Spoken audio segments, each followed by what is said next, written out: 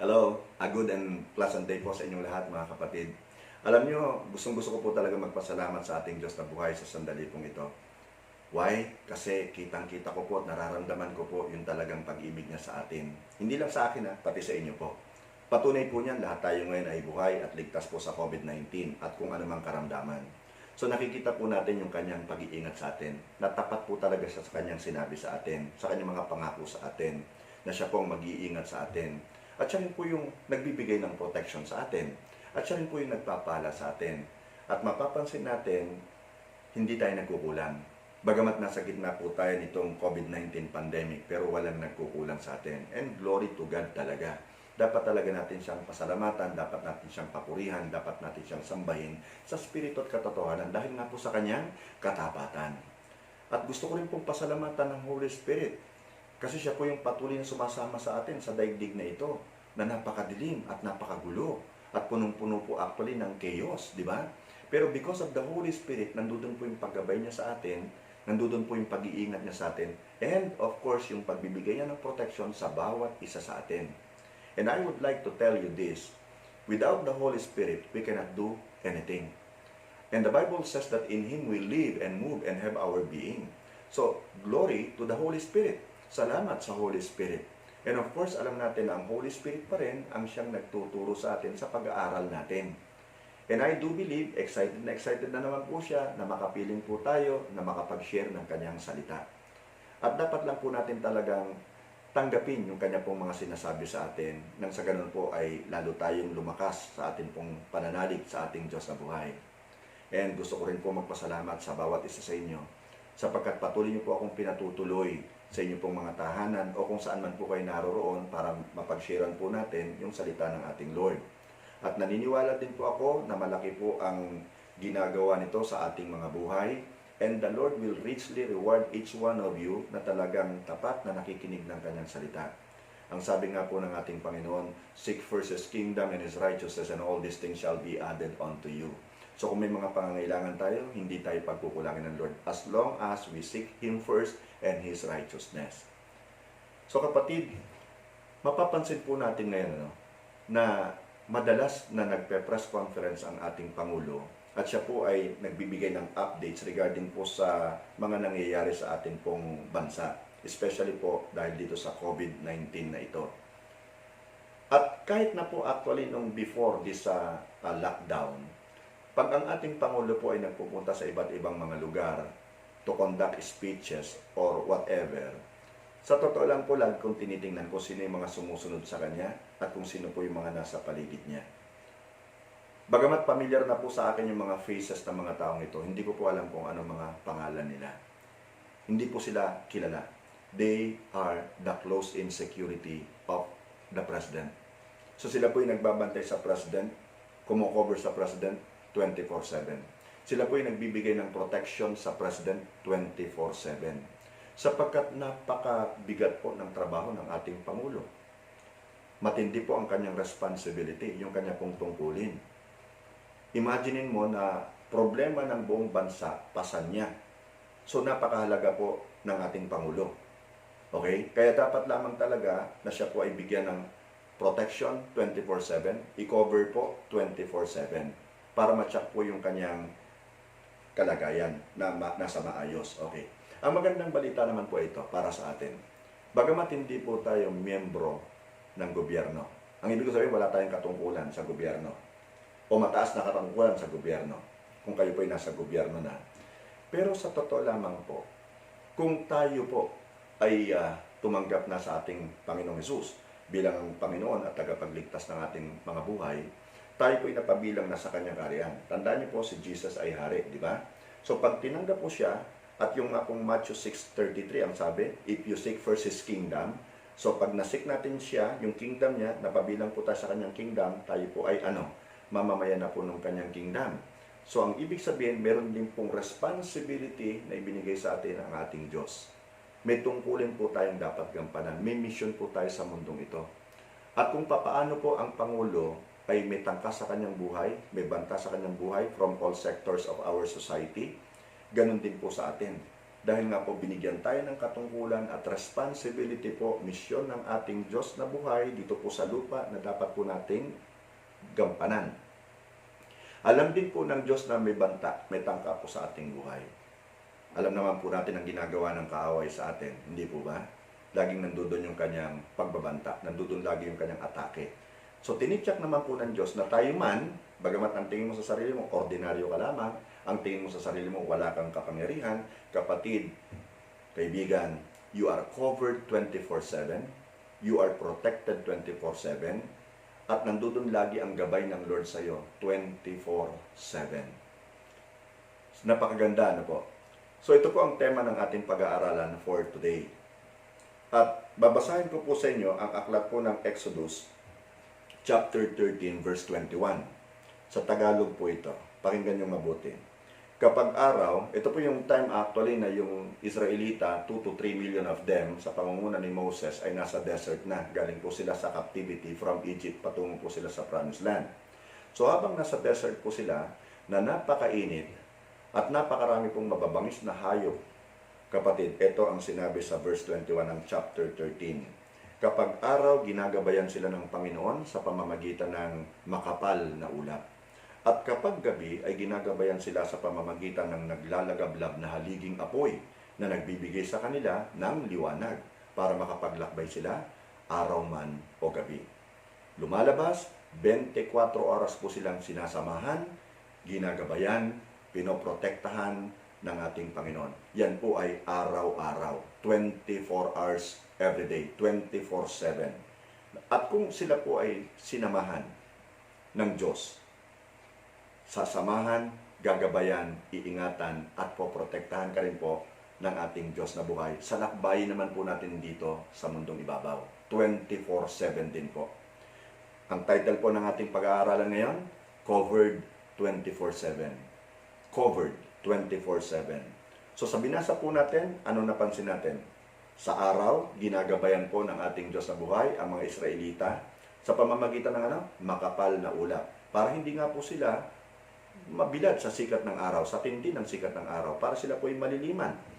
At posible po kasi kapag kabilad ka talaga, hindi ka tatagal doon eh. Imagine 40 years po sila doon sa disyerto, di ba? Eh dito pa nga lang po sa atin eh. Pag medyo summer na eh, hirap na po tayong lumabas.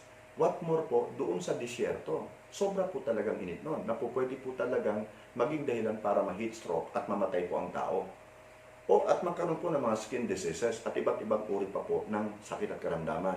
At made-dehydrate ka po talaga sa tindi ng init sa disyerto. Dito nga lang po sa Pilipinas eh, alam niyo na po kung anong ibig ko sabihin. Tama po ba? Di ba? So nandun po talaga yung pagsama ng ating Panginoon sa kanila sa pamamagitan ng makapal na ulap. So nais ng Diyos na malaman mo ngayon, kapatid, na ikaw din ay nasa ilalim ng kanyang covering 24/7. Ayon nga po sa Awit chapter 91 verse 4, iingatan kanya gaya ng isang ibong iniingatan ang kanyang mga inakay sa lilim ng kanyang pakpak. Iingatan ka at ipagtatanggol ng kanyang katapatan. Glory to God. Di ba? Napakabuti talaga ng ating Panginoon. Ano? Laging ang pinapaalala sa atin na kung tayo man ay nasa gitna ng ika nga ay problema, nandoon ang kanyang pag-iingat sa atin. Tandaan mo ito, kapatid. Hindi ka rin niya ihahayaang mabuwal. Basahin ko po sa inyo yung nasusulat po sa aklat po ng Awit chapter 121 verses 3 to 8. Ang sabi sa verse 3, hindi niya papayagan na ikaw ay mabuwal. Matumba.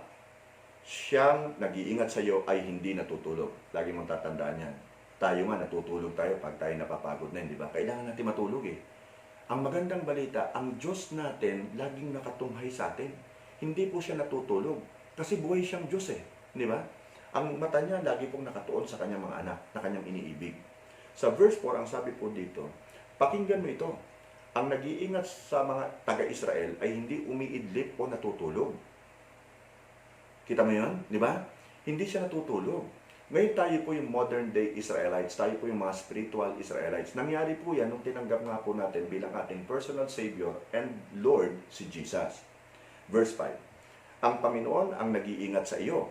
Siya'y kasama mo upang ikaw ay patnubayan.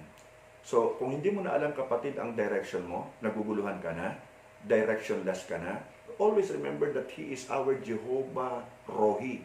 Siya po yung shepherd natin. Tayo po'y kanyang gagabayan, kapatid. Sa verse 6, ang sabi, hindi makakasakit sa iyo ang init ng araw o ang liwanag ng buwan kung gabi. Iingatan ka ng Panginoon sa anumang kapahamakan, pati ang buhay mo'y kanyang iingatan. Praise God. Verse 8, ang Panginoon ang mag-iingat sa iyo, nasaan ka man, ngayon at magpakailanman. Hindi ba nakakatuwang isipin po yun, na kahit saan ka mapapunta, nandoon po yung pag-iingat ng Diyos sa ating mga buhay. Ngayon, ayon din puro sa verse na atin pong binasa, yung text, ano po, sa gabi, ano naman ang sinasabi? Habang nasa disyerto po sila, sapagkat sila po'y naglalakbay din, pagsapit ng gabi, huwag niyong isipin na nagpapahinga po sila. May mga times na sila po'y nagpapahinga, pero hindi sa lahat ng oras, paggabi. Sila po ay naglalakbay pa rin para sila nga po ay mabilis ang makarating po doon sa Promised Land. Anong sabi? Habang nasa disyerto po sila, madilim, natural, at malamig naman. Anong ginagawa ng ating Panginoon? Ginagabayan naman po sila sa pamamagitan ng naglalagablab na haliging apoy na nagbibigay naman sa kanila ng liwanag at saka ng init sa gabi habang sila po ay naglalakbay. Ang apoy din ang nagbibigay sa kanila ng init at nagtataboy doon sa mga mababangis na hayop. Ngayon, habang kasama mo ang Diyos sa iyong lakbayan sa buhay para ma-fulfill mo yung assignment o mission mo, hindi ka dadaigin ng panlalamig. Ulitin ko yan ha, hindi ka dadaigin ng panlalamig. Kaya lamang kung ang choice mo ay manlamig ka, natural, walang magagawa ang Lord doon. Bagamat siya ay makapangyarihan sa lahat kasi choice mo yun eh. Pero sa totoo lamang, binibigyan ka ng Diyos ng paraan para hindi ka manlamig. So hindi ka dadaigin ng panlalamig at ng kadiliman ng iyong situation. Halimbawa, ikaw may problema dahil ang salita nga po ng Diyos ang nagsasabi doon naman po sa aklat ng Psalm chapter 91 verses 5 and 6 na ganito. You will not fear the terror by night or the pestilence that walks in darkness. So, bakit? Dahil ang Diyos ang magliligtas sa iyo sa mga bagay na ito. Ngayon, kapatid, tulad ng mga Israelitang nabanggit, kailangan lang talagang sila ay tumingin sa itaas at mag-focus sa makapal na ulap sa araw at mag-focus naman doon sa naglalagablab na haliging apoy sa gabi. Ang kailangan lang natin gawin, pag nangangailangan din tayo ng tamang direction sa ating lakbayan dito po sa lupa, ay tumingin din sa itaas at mag-focus kay Jesus, ang author at finisher ng ating faith. Ang sabi nga po ni Apostol Pedro, doon po sa aklat ng John, chapter 6, verse 68, ay ganito. Panginoon, kanino pa po kami pupunta? Kayo lang ang may mensaheng nagbibigay ng buhay na walang hanggan. So alam na alam ni Apostol Pedro na wala ng ibang tao pa ang pwedeng magbigay ng direction at ng buhay na walang hanggan kung hindi si Jesus. Dapat nating maunawaan yon. So, wag nawang ipahintulot ng ating Panginoon itong sasabihin ko ngayon. Wag nawa, ilayo, wag ilalapit. Pero, just in case, kung sakali lang po na ikaw o ang mahal mo sa buhay ay may mga sintomas po ng kahit anong uri ng sakit, not necessarily COVID-19. Kapatid, anong dapat natin gawin? Tumingin tayo kay Jesus. Remember, siya ang ating Jehovah, Rapha o Rophe. Ibig sabihin, He is our healer. By His wounds, we are healed. Ayon po sa aklat ng Mateo chapter 8 verse 17, kinuha niya ang ating mga sakit. Kinuha ni Jesus lahat ng ating mga sakit at inalis niya ang ating mga karamdaman. Wow naman, di ba? So nakakatuwa talaga ang ating Panginoon, no? All aspects of our lives ay talagang ipinagkakaloob niya sa atin yung ikabubuti natin. Ito naman ngayon. Nung tuklawin ng mga ahas sa mga Israelita sa disyerto, ano ang sinabi ng Diyos kay Moses? Gumawa siya ng bronze o tansong ahas at ito po ay ilagay niya sa tukod o sa isang pole, sa dulo ng tukod. Ang sino man pong nakagat ng ahas na titingin sa tansong ahas ay hindi po mamamatay. Tandaan po natin kasi naging mareklamo ang mga Israelita nung time po na sila nasa disyerto. At yun nga, naging pinakamatindi po nilang kaaway, yung mga Reclamites, hindi yung mga Jebusites and so on, di ba, mga Ammonites, kundi yung Reclamites, naging mareklamo po sila eh. Sila naman po yung pinagpapala ng Panginoon pero nagre-reklamo eh. Bakit daw mana na lang ng mana eh? Dapat nga po nilang ipagpasalamat yun sapagkat yung mana po ay pagkain ng mga anghel ng Panginoon sa langit. Bread from heaven po yun. Sila po yung nagreklamo pa. Di ba? Sa panahon natin ngayon, masasabi natin, hindi man mana yung pinadadala ng Panginoon, pero sa pamamagitan ng ating gobyerno, puro mga sardinas at saka mga noodles ang pinadadala sa atin. At marami pong nagreklamo. Bakit daw puro noodles na lang? Bakit puro sardinas na lang? So, instead na magreklamo tayo, dapat po magpasalamat tayo. So, ano nangyari po doon sa mga Israelita sa kanila pong karereklamo? Aba, nagpadala po ng mga ahas ang ating Panginoon at pinatuklaw po sila ng mga marereklamo. Huwag naman sanang gawin ng Panginoon na sa karereklamo natin ay magpadala ng ahas at tayo po ipatuklaw. So marami pong namatay sa kanila nung time po na si God ay nagpadala po ng mga ahas. So humingi po sila ng tulong sa Panginoon, nagsisi po sila. So ang ginawa nga ng Panginoon, pinagawa si Moses ng tansong ahas at saka inilagay po ito doon sa dulo ng tukod o pole. At ang sino man pong tumingin doon ay hindi nga po mamamatay. At nangyari po yun. Sa Bilang po, chapter 21, verse 8, anong sabi rito? Sinabi ng Panginoon kay Moises, gumawa ka ng tansong ahas at ilagay ito sa dulo ng isang tukod. Ang sinumang makagat o nakagat ng ahas na titingin sa tansong ahas na ito ay hindi mamamatay. Scientifically speaking, walang sense ito eh. Di ba? Sa totoo lang, yung pagtingin mo doon sa tansong ahas, ay hindi naman makakaalis ng kamandag ng ahas na dumadaloy na sa ugat mo eh. So it doesn't make sense in the natural, humanly speaking, di ba?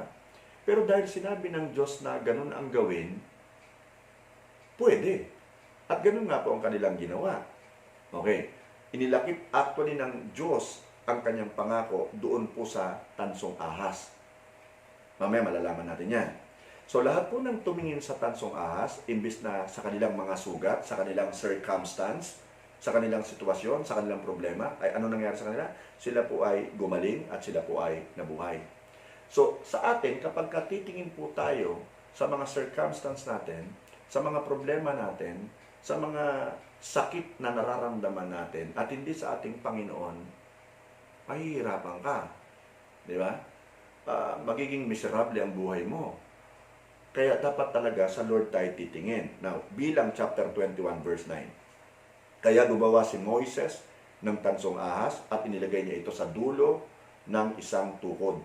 At ang mga nakagat ng ahas na tumingin sa tansong ahas ay hindi nga po namatay. Ito po ay larawan. Ito po ay picture ng ating Panginoong Hesus na habang siya po ay nakabayubay dun sa krus ng Kalbaryo. Doon po sa 1 chapter 3 verse 14, ito po ang sinabi mismo ni Jesus. Kung paanong itinaas ni Moises ang ahas na tanso sa ilang, ay ganoon din naman ako. Ako na anak ng tao ay dapat ding itaas. Malalim po ang kahulugan ng sinabi niyang yon. Lahat ng tumingin kay Jesus ay maliligtas sa kamandag naman po ng kasalanan. Ito po yung pinakamatapang na kamandag, ang kamandag po ng kasalanan na pumapatay. Pero pag tumingin ka kay Jesus at kinilala mo po siya, kapatid, hindi ka mamamatay, bibigyan ka ni Jesus ng buhay na walang hanggan. So yun ang picture nung tansong ahas sa Old Testament. At ngayon naman, substance nitong si Jesus ay nakabayubay sa krus. So kapatid, kaibigan, why don't you just look to Jesus? Just look up to Him. He wants to bless you. He wants to cover you with His blood. 24/7 po yan. So, siya po yung ating covering. Siya ang ating protection. Siya rin po yung ating kaligtasan. Tandaan po natin to kapatid. Kay Jesus tayo ay covered 24/7. Kay Jesus tayo pong lahat ay covered, protected 24/7. Covered 24/7 from COVID-19. Kasama na rin po yun. Meron po ba tayo natutunan mga kapatid sa ating pong maikling pag-aaral? So tayo pong lahat ay manalangin na. Pwede po ba? Sige, let's all bow down our heads please and let's close our eyes and let's pray to the Lord. Father, we thank you and we bless your holy name once again, Panginoon, sa ginagawa mo po sa aming pagtuturo. sa pagpapaalala mo sa amin, Panginoon, na kung kami nasa gitna ng problema, all we have to do is just to trust you and look to our Lord Jesus Christ. We thank you for the covering that you are giving us 24/7, my Lord. We thank you, my Lord, sa itinuro po sa amin ng iyong Blessed Holy Spirit. Patuloy mo nga pong ingatan, Panginoon, ang bawat isa sa amin, sa iyong mga anak, mula po sa salot na ito ng COVID-19. Iligtas mo po, O Diyos, ang mga frontliners na, Lord God, nire-risk nila yung buhay nila para sa kaligtasan po ng iba. Prayer po namin, O Diyos, na pagalingin mo yung mga may sakit. Maraming salamat po, O Diyos, sapagkat ibinalita na rin ng aming Pangulo na magkakaroon ng modified quarantine, Panginoon, o general quarantine pagdating po ng May 15 do sa mga napiling lugar. At Lord, dinadalangin po namin ang aming bansa, Panginoon. Patuloy mo po kaming samahan, O Diyos, patuloy mo, Panginoong, tulungan ang aming bansa, ang mga nangunguna po sa aming bansa. Bigyan mo po sila ng karunungan para magampanan po nila ang kanilang mga tungkulin, O Diyos. Kaya mo rin, Panginoon, na sila patuloy dumulog sa iyo. Ang kanilang po mga plano ay maging ayon po sa mga plano mo para sa aming bansa. Salamat po ng marami. Dalangin din po namin na ang mga tao, Diyos, na malayo sa iyo, sa pamamagitan po ng nangyayari sa aming bansang ito, ay tumingin nga po kay Jesus at nang sila po'y mabuhay at magkaroon ng buhay na walang hanggan. We bless you again and we thank you. In Jesus' name we pray. Amen and amen. Kapatid, kaibigan, kung nais mo na magkaroon talaga ng buhay na walang hanggan, tumingin ka lang kay Jesus. Sumunod ka sa isang maikling panalangin ito, please, nanggaling sa puso mo, para ma-receive mo si Jesus bilang Lord and personal Savior mo, para maligtas ka sa kapahamakan. Sabihin mo ito, Panginoong Jesus, nagpapasalamat ako sapagkat ako'y inibig mo, kahit ako'y masamang tao. Salamat po sapagkat pinatawad mo na ang lahat ng aking mga kasalanan. Isinusuko ko sa iyo ngayon ang aking buhay. Tinatalikuran ko ang aking mga kasalanan. Ikaw na lamang ang aking paglilingkuran. Sa pangalan mo, Jesus. Amen and amen.